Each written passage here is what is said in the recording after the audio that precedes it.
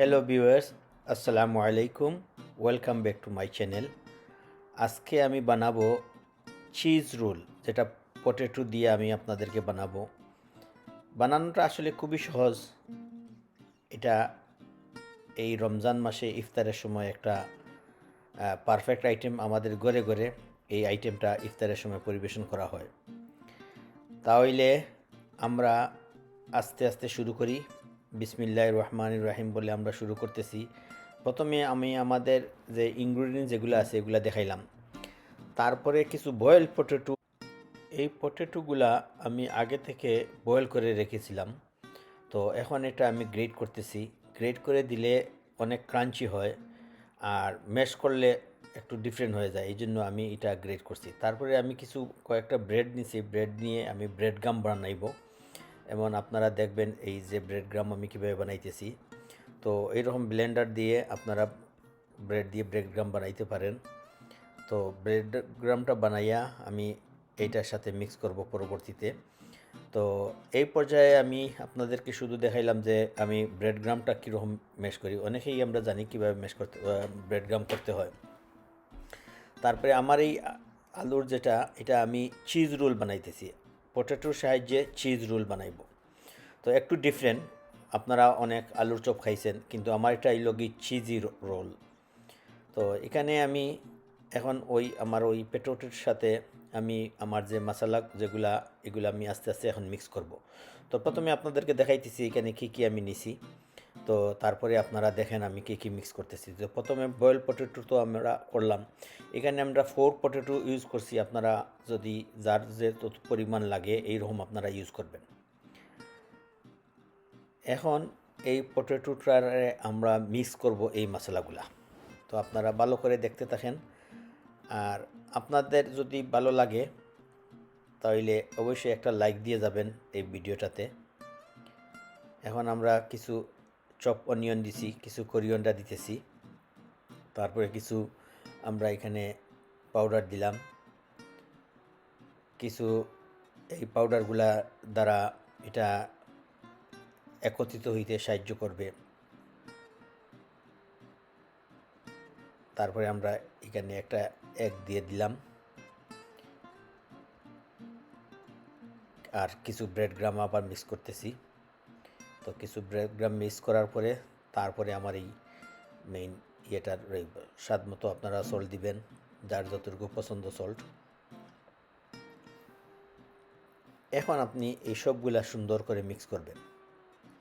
তো আমি এই সবগুলা সব মশলা সহ এখন সুন্দর করে আমি মিক্স করতেছি। নর্মালি আলু চপ যেরকম করা হয় এইরকম আপনারা মিক্স করবেন। এতটুকু সবাই আমরা করি, কিন্তু আমি এক্সট্রা একটা জিনিস এটা ঢুকাইছি, এই জন্য এটার নাম হইল চিজ রোল, যে পটেটো চিজ রোল। তো সুন্দর করে এইরকম উপর নিচে সব কিছু করে আপনারা ভালো করে মিক্স করবেন। মিক্স করার পরে আমি এখন নিতেছি চিজ। তো যে যতটুকু বানাইবেন এতটুকু চিজ নেবেন। তারপরে এইরকম আমি যেরকম কাটছি আপনারা এরকম কাটতে পারেন। এরকম স্লাইস করতেছি আর কি মধ্যেখানে। হ্যাঁ, এরকম স্লাইস করে করে আমি রাখবো। এটা এত মজার একটা চিজ রোল হবে, যারা বানানোর পরে খাওয়ার পরে আপনাদের মুখে টেস্ট আসবে। এইরকম দেখাত কিন্তু টেস্ট বোঝা যাবে না। তো আপনারা ভালো করে দেখবেন আর বানাইবেন। রমজানের জন্য এটা একটা পারফেক্ট আইটেম। তো আপনারা এইরকম চিজ ভিতরে দিয়ে দিবেন। তারপরে এই আলুগুলা বা পটেটোগুলা আপনারা সাইড দিয়ে সুন্দর করে দিয়ে, আর সাইজটা হইলো যার যার পছন্দ মতো। কেউ গোল করতে পারে, কেউ লম্বা করতে পারে, কেউ ছোটো করতে পারে, বাট ভিতরে চিজটা দিলে সাইজ আপনাদের পছন্দ মতো। আমার পছন্দ মতো আমি সাইজ দিছি। এইরকম সুন্দর করে আপনারা সাইজ দিয়ে দিবেন। তো রেডি একটা করে নিলাম। ভিতরে কিন্তু চিজ আছে। যখন এটা ফ্রাই করা হবে তখনই দেখবেন যে ভিতর থেকে চিজটা কীভাবে সুন্দর হয়ে বাইরে আসে। তো এইভাবে আপনারা একটা একটা করে একটু ছোটো বড়ো করতে পারেন। আপনারা আপনাদের পছন্দ অনুযায়ী গুল করতে পারেন, লম্বাও করতে পারেন। আমার পছন্দ লম্বা লম্বা করে, তো আমি এরকম করছি।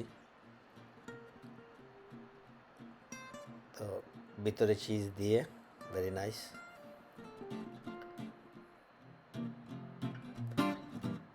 সবগুলা যে সময় শেষ হয়ে যাবে তখন আপনারা এগুলা কিছু সময়ের জন্য আপনারা যদি ফ্রিজে রেখে দেন, তে রাখলে পরে কী হবে, কিছুক্ষণ যদি আপনারা ফ্রিজে রেখে দেন তাহলে এটার দ্বারা অনেক ফ্রাই করতে অনেক ইজি হয়। তো এটা আমি কয়েক মিনিটের জন্য আমি এখন ফ্রিজে রেখে দিব। ফ্রিজে রাইখা তারপরে আমি এখন বাইর করলাম আবার। এখন আমি এটারে ফ্রাই করব। তো আপনারা দেখতেছেন। তো এখন আমি যে ব্রেড গ্রাম নিছি, এই ব্রেড গ্রামে প্রথমে আমার এটার সাথে আমি করব ভালো করে। এই যে বাটার তৈরি করছি, এখানে কিছু বেসন পাউডার দিছি আর অন্যান্য কিছু আমার টেক্সে লেখা আছে। তো এটা এক হাত দিয়ে আপনারা এরকম একটু উপরে দিয়ে দিবেন আর অন্য হাতটা ড্রাই রাখবেন, যাতে ব্রেড গামের মধ্যে আপনার ওই ইয়েগুলা না, ক্লেগুলা না লাগে। গুড। দেখেন কি সুন্দর দেখতেই লাগতেছে, অনেক সুন্দর হয়েছে। তারপরে এখন আমরা ফ্রাই করবো এগুলা। তো ফ্রাই করার সময় একটা জিনিস খেয়াল রাখবেন, ফ্রাই করার সময় আপনারা বেশি দিয়েন না, একসাথে 2টা বা 3টা করে দিবেন, তখন ফ্রাইটা সুন্দর হবে। আর আমি পুরা ডিপ ফ্রাই করি নাই, হাফ আমি এটা অয়েলটা যাতে অয়েলের মধ্যে একেবারে মানে ডুবাই নাই। তো হাফ আমার চিজ রোলটা উপরে থাকছে আর হাফ তেলের মধ্যে থাকছে। তো এইভাবে যদি আপনারা করেন তাইলে খুবই ভালো হয়। দেখেন, তাহলে রেডি হয়ে গেল আমার চিজ রোল, পটেটোর cheese roll. Oh, so crunchy outside and cheesy inside, very nice. অবশ্যই আপনারা ট্রাই করবেন ঘরের মধ্যে এইরকম চিজ রোল আপনারা বানাইয়া খাইবেন। তো আজ এই পর্যন্ত বন্ধুরা। অবশ্যই আপনাদের ভালো লাগলে একটা লাইক দিবেন, শেয়ার করবেন। আর যারা আমার এই চ্যানেলকে সাবস্ক্রাইব করছেন তাদেরকে অসংখ্য ধন্যবাদ। যারা এখনও সাবস্ক্রাইব করেন নাই, চ্যানেলটাকে সাবস্ক্রাইব করে নেবেন।